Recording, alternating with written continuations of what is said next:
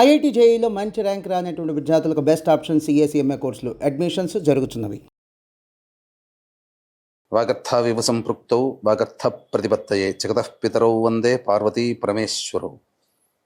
ఆదిత్యాయ చ సోమాయ మంగళాయ బుధాయ చ గురుశుక్ర శనిభ్యశ్చరాహవే కేతవే నమః. శృంగేరి జగద్గురు పీఠాధిపతులకి, కంచి పీఠాధిపతులకి నమస్కారములు తెలియచేసుకుంటూ కార్యక్రమాన్ని ప్రారంభిద్దాం.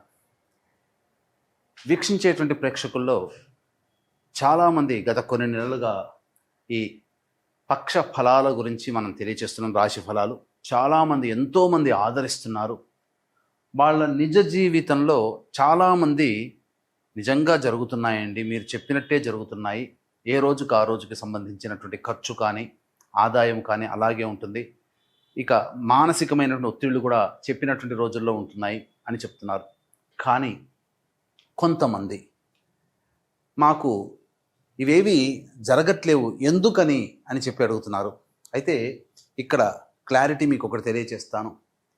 ముఖ్యంగా పేరును బట్టి కాకుండా జన్మ నక్షత్రము ఉండి జన్మ రాశి గనక ఉన్నటువంటి వాళ్ళు ఖచ్చితంగా ఆ రాశే చూసుకోవాలి. అది ఒకటి పాయింట్ గుర్తుపెట్టుకోవాలి. ఇక రెండో పాయింట్, చాలామంది ఈ జొడాయిక్ సైన్ సన్ ప్రకారం కనుక రవి ప్రకారం సూచించబడినటువంటిది. అంటే ఏంటి, జూలై 23 నుంచి ఆగస్టు 23 వరకు సింహరాశికి సంబంధించినటువంటి వాళ్ళు.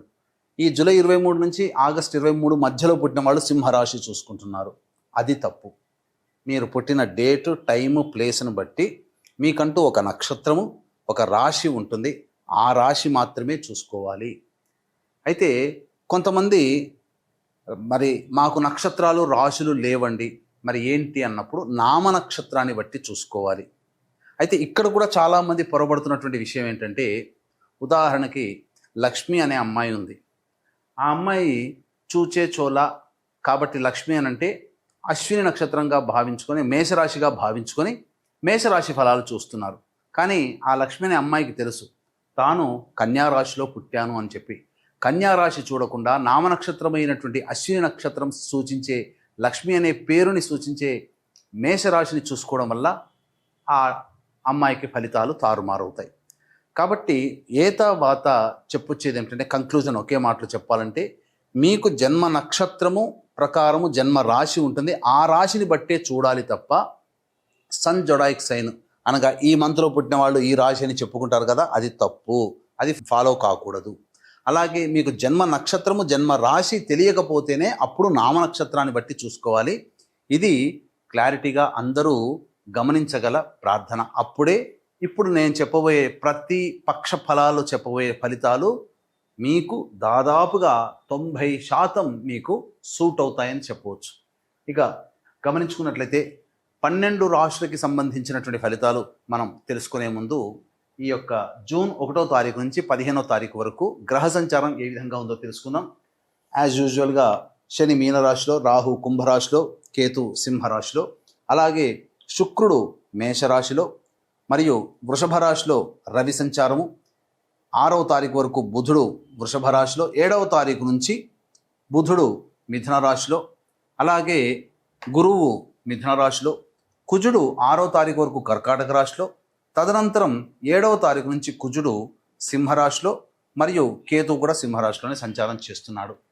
కాబట్టి దీన్ని బట్టి ఫలితాలు ఆయా రాశుల వారికి ఏ విధంగా ఉండబోతుందో మనం తెలుసుకునే ప్రయత్నం చేద్దాం. ద్వాదశ రాశుల్లో భాగంగా మొట్టమొదటి మేషరాశిలో జన్మించినటువంటి వారికి మనం తెలియచేసుకుందాం.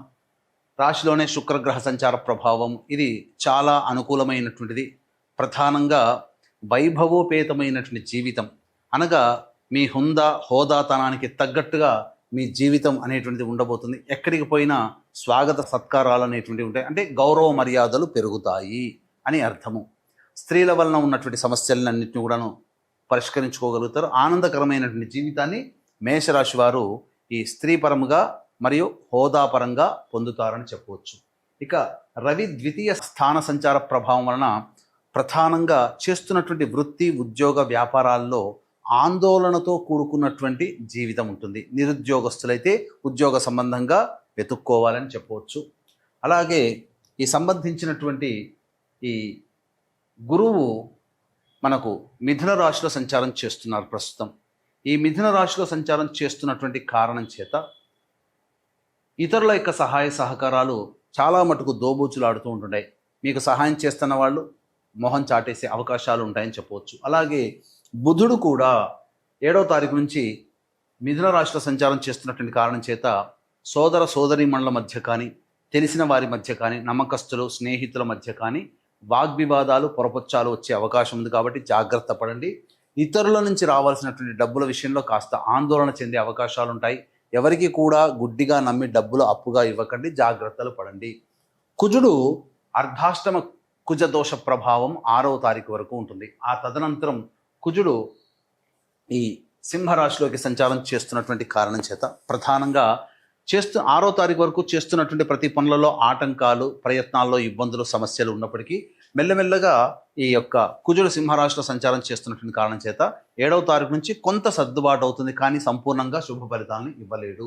రాహువు యోగ ప్రభావాన్ని కలగచేస్తున్నాడు కాబట్టి అన్ని విధాలుగా రాహువు కూడా అనుకూలంగా ఉంటాడు. శని 12వ స్థానంలో ఈ ఏలిన శని దోష ప్రభావాన్ని కలగచేస్తున్నాడు. కేతువు 5వ స్థానంలో సంచారం చేస్తూ కుజుడు కూడా కలిసి ఉన్నటువంటి కారణం చేత కొంత ఆలోచన చేసినటువంటి పనులన్నీ కూడాను వెనక్కి వెళుతాయి, అంత తొందరగా ముందుకు సాగవు అనేటువంటి విషయాన్ని గమనించగలరు. ఇక ఈ రాశిలో జన్మించినటువంటి మహిళలు కనుక చూసుకున్నట్లయితే మహిళలకి అన్ని విధాలుగా అనుకూలంగా ఉండేటువంటి సమయంగా చెప్పవచ్చు.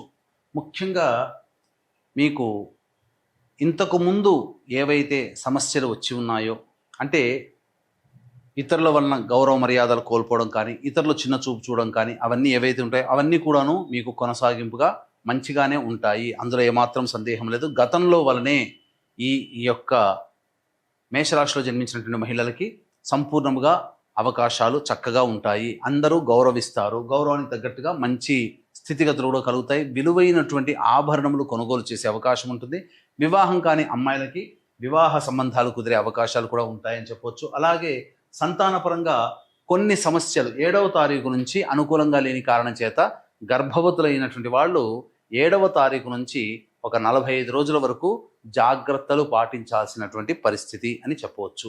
ఇక తర్వాత ఈ సంబంధించినటువంటి దినచర్యలో భాగంగా ప్రతిరోజు ఏ విధంగా ఉండబోతుందో మనం తెలుసుకునే ప్రయత్నం చేద్దాం. వీక్షించేటువంటి ప్రేక్షకులకి గమనిక, ఈ జ్యేష్ఠ పౌర్ణమి చాలా ప్రభావవంతమైనటువంటిది. బుధవారము జ్యేష్ఠ నక్షత్రము పౌర్ణమి తిథి. ఎందుకంటే జ్యేష్ఠ నక్షత్రానికి అధిపతి బుధుడు, బుధవారానికి అధిపతి కూడా బుధుడే. ఈ జ్యేష్ఠ మాసంలో వచ్చేటువంటి పౌర్ణమి కాబట్టి చాలా బలమైనటువంటి రోజున, ఈ పౌర్ణమి రోజున సాధారణంగా నవగ్రహాల యొక్క అనుగ్రహాన్ని పొందవని శాస్త్రం చెప్పబడుతుంది. కాబట్టి సంపూర్ణ నవగ్రహ శాంతి 12 రాశుల వారికి కూడాను చేయించడం జరుగుతుంది. కాబట్టి సంపూర్ణ నవగ్రహ దోష నివారణ, సర్వదోష నివారణ పూజలు, హోమాలు అనేటువంటివి చేయించడం జరుగుతుంది. ఈ కార్యక్రమంలో పాల్గొన్నటువంటి వాళ్ళకి శక్తిపాతం చేయబడినటువంటి కరుంగలి మాలని మీకు అందివ్వడం జరుగుతుందని చెప్పవచ్చు. అవకాశం ఉన్న వాళ్ళు కార్యక్రమ తదనంతరం కాంటాక్ట్ చేసి పూర్తి వివరాలు తెలుసుకోవచ్చు. ఇక 1వ తారీఖు రోజున గమనించుకున్నట్లయితే ప్రధానంగా వాహనాన్ని నడిపేటప్పుడు జాగ్రత్తలు పాటించాలి. తల్లిగారి ఆరోగ్యం పట్ల శ్రద్ధ వహించాలి. మానసికమైనటువంటి ప్రశాంతతని కోల్పోతారు. కాస్త చిక్కులు అధికంగా ఉంటాయి. 2, 3, 4 తేదీల్లో మీ ఆరోగ్యం పట్ల శ్రద్ధ వహించాల్సినటువంటి పరిస్థితి. అన్ని విధాలుగా వృధా కాలయాపన జరుగుతుంది తప్ప ఏ విధమైనటువంటి ఉపయోగము ఉండదు ఆ రోజుల్లో. మరియు ముఖ్యంగా ఖర్చులు కూడా అధికంగా ఉంటాయి.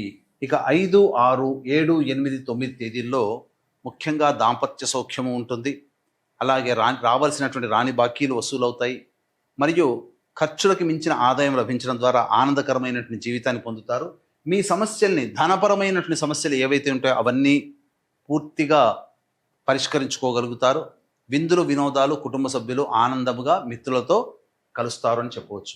ఇక 10, 11 తేదీల్లో కనుక చూసుకున్నట్లయితే మానసికమైనటువంటి ప్రశాంతత లోపిస్తుంది. ఖర్చులు కూడా అధికంగా ఉంటాయి. మరియు ఒక జిగ్జాగ్ లాగా ఉంటుంది. ఏ పని యందు శ్రద్ధ ఉండదు అని చెప్పవచ్చు. 12, 13, 14 తేదీల్లో కనుక చూసుకున్నట్లయితే సంతానం మూలకంగా ఖర్చులు, సమస్యలు పెరుగుతాయి. సంతానపరమైనటువంటి విభేదాలు పెరుగుతాయి. కాబట్టి లౌక్యంతో వ్యవహరించండి. ఆస్తి సంబంధమైనటువంటి వివాదాలు కొలిక్కి వస్తాయని చెప్పవచ్చు. ఆ విధంగా చర్చలు సాగుతాయి. 15వ తారీఖు రోజున గమనించుకున్నట్లయితే నిరుద్యోగస్తులకి ఉద్యోగ లభ్యత పొందేటువంటి అవకాశము మరియు ధనాదాయం కూడా చాలా చక్కగా ఉంటుంది. మీ పేరు ప్రఖ్యాతులు పెరుగుతాయని చెప్పొచ్చు. ఏ తర్వాత చెప్పొచ్చు ఇది ఏమిటంటే 10, 11, 2, 3, 4 తేదీలు 10, 11 తేదీల్లో జాగ్రత్తలు కనుక ఉన్నట్లయితే, ఖర్చుల్ని అదుపులో చేసుకోగలిగినట్లయితే ప్రశాంతకరమైన జీవితాన్ని మిగతా రోజుల్లో పొందుతారని చెప్పడంలో ఏమాత్రం సందేహం లేదని తెలియజేస్తూ, ఈ జూన్ 11వ తారీఖు రోజున మహా జ్యేష్ఠ పౌర్ణమి రోజున సంపూర్ణ నవగ్రహ దోష నివారణ, సంపూర్ణ సర్వదోష నివారణ పూజలు అనేటువంటి జరిపించడం జరుగుతుంది. ఉదయం 9 గంటలకు ప్రారంభమవుతుంది. 9 గంటల లోపల మీ గోత్రనామాదులు 11వ తారీఖు రోజు లోపల మీరు నమోదు చేసుకోవచ్చు. సర్వం శ్రీ ఉమామహేశ్వర పరబ్రహ్మార్పణమస్తు.